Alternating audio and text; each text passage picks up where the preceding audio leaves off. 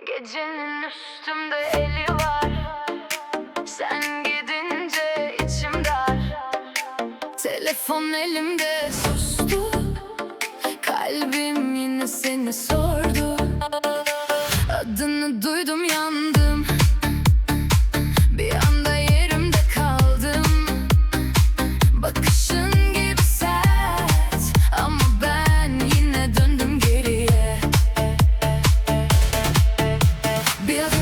Bir adım geliyor aklıma. Bir bakış, bir söz yetiyor bana. Tutuyorum kendimi, olmuyor biliyorum. Gece beni sana tekrar götürüyor. Alev alev bana yine dön. Alev alev içim hep sen. Alev alev yandım geceden. Alev alev çek beni tekrar.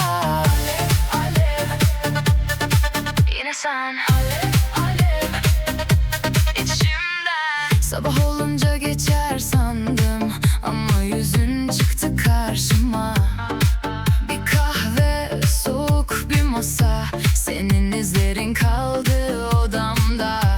Kırdım, sustum her şeyi, bir sana söyleyemedim. Göz göze gelsek yeter, ben zaten kaybolurum.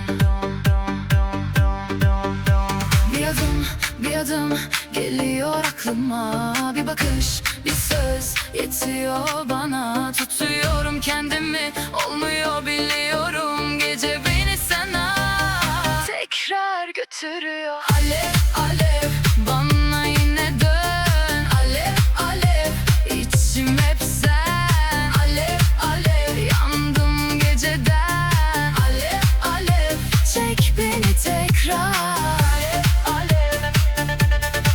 Yine sen. Alev alev içimden. Bir gece daha böyle geçmez. Bir iz bırakıp kaçamazsın. Ben de tam burada duramam artık. Gel ya da bitir beni bu kez. Alev